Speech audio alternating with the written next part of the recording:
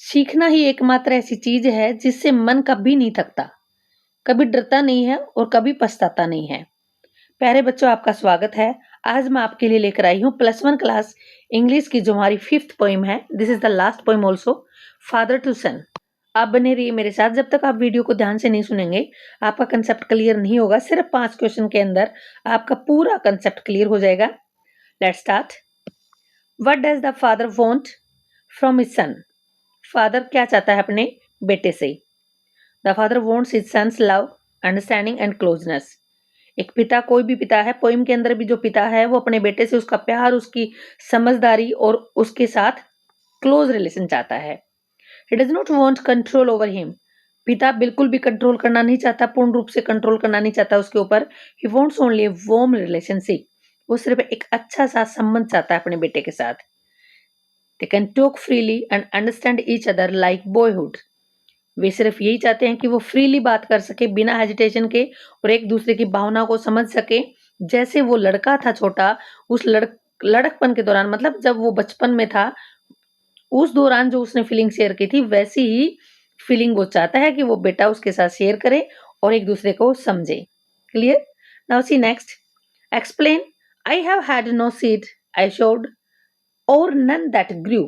कहता जो बीज मैंने बोया था वो बीज तो ये नहीं है और उसके अकॉर्डिंग ग्रो भी नहीं हुआ। मतलब जैसा बेटा मैं चाहता था, मैंने पढ़ाया लिखाया इसको, जिस प्रकार से मैं इसको, इसकी पर्सनालिटी डेवलप करना चाहता था, वैसी तो नहीं हुई। इसके तो विचार ही नहीं मिलते मेरे मेरे साथ। एक्सप्लेन कीजिए इसको। Seed means values and good habits. Seed जो उसने, बीज जो बोया उसने, इसका मतलब है जो आदत या जो उसके संस्कार जो उसने दिए थे। वैल्यूज क्या होता है बेटा? संस्कार। गुड हैबिट्स, अच्छी आदतें जो उसने दी थी पिता ने, उसका मतलब है seed. The father feels that his efforts to teach his son were wasted. His efforts, जो उसने एफर्ट्स लगाए थे, जो उसने मेहनत की थी अपने बेटे को सिखाने में, वो सारी बेकार हो गई, वेस्टेड, बेकार हो गई।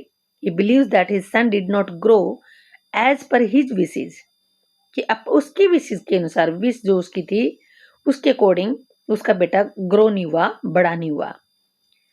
It shows the father's disappointment and pen.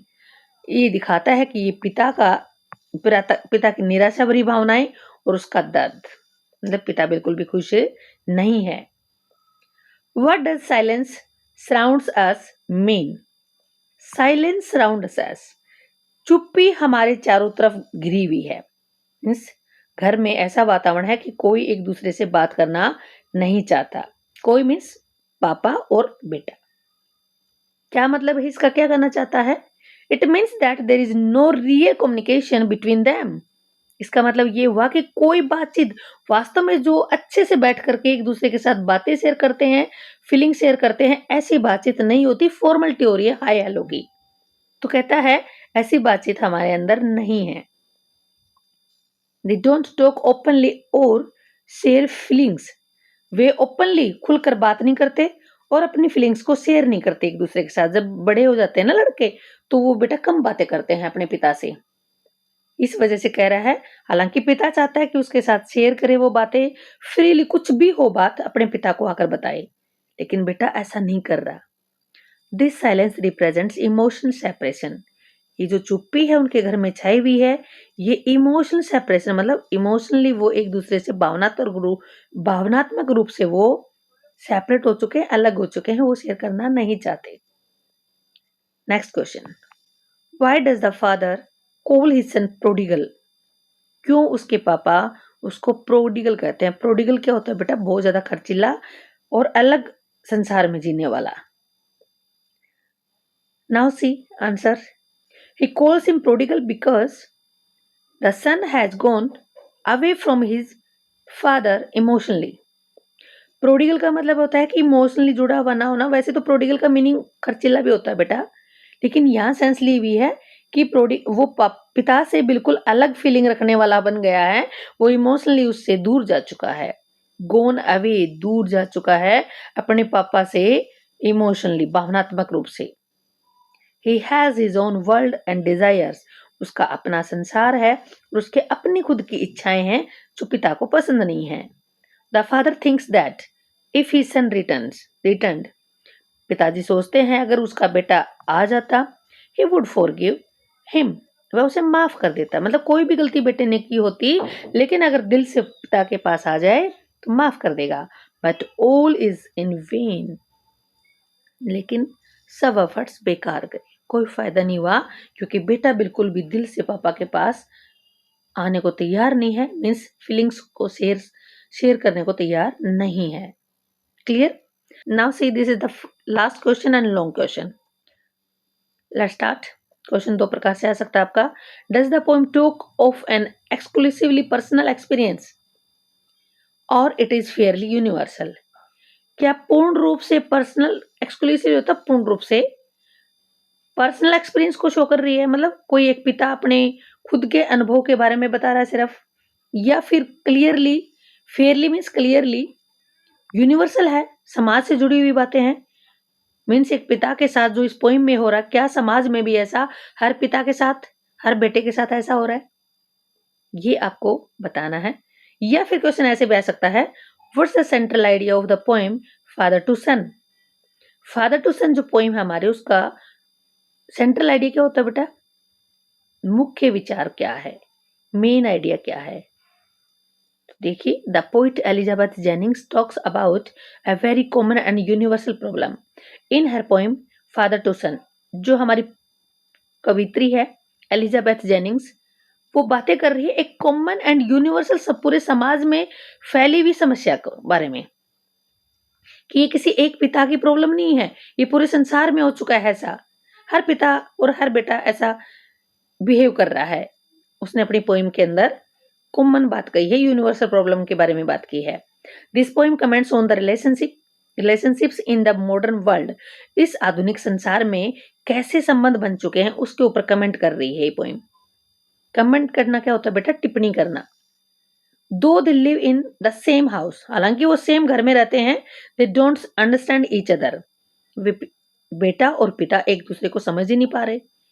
The father feels lonely and sad because they speak like strangers.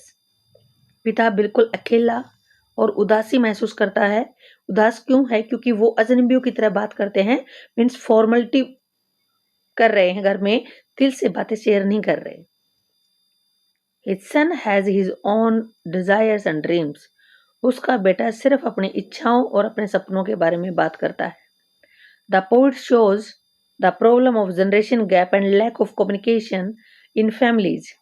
The poet shows, poet दिखाता है कि सबसे बड़ी समस्या क्या है, कि आज की जनरेशन जो हमारी पीढ़ी है उनके अंदर विचारों में गैप है।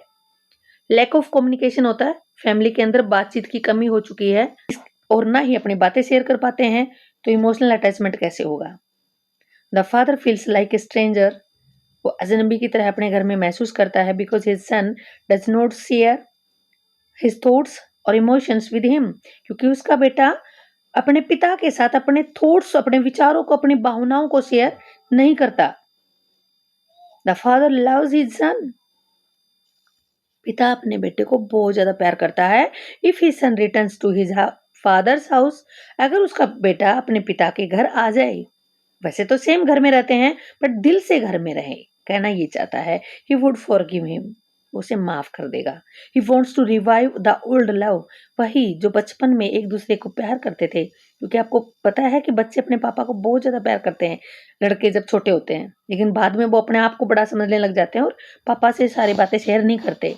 वो चाहता है रिवाइव हो जाए हमारा प्यार, पुराना प्यार। रिवाइव क्या होता है बेटा? पुनर्जीवित होना, वही प्यार फिर से जग जाए बाप बेटे के बीच में। But there is no bonding, लेकिन ऐसी बॉन्डिंग होता है विचार मिलना, ऐसे विचार नहीं मिल रहे उनके, और ओपन कन्वर्सेशन, और ना ही उनकी खुलकर बातचीत हो रही है।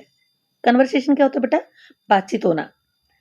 These kinds of problems happen in many families all over the world.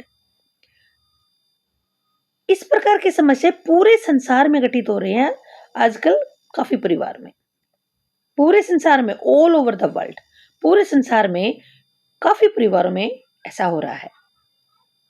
Clear बेटा? इन क्वेश्चंस को करने के बाद आप खुद देखेंगे कि कोई भी क्वेश्चन या कोई भी पार्ट हमारा स्किप नहीं हुआ है। अगर आपको रियल में वीडियो अच्छी लगी तो दोस्तों के साथ जरूर शेयर करेंगे ताकि उनको भी फायदा हो। इतना ही नहीं, अगर आप नए आए हैं तो सब्सक्राइब भी करेंगे, एक लाइक तो बनता है। Thank you.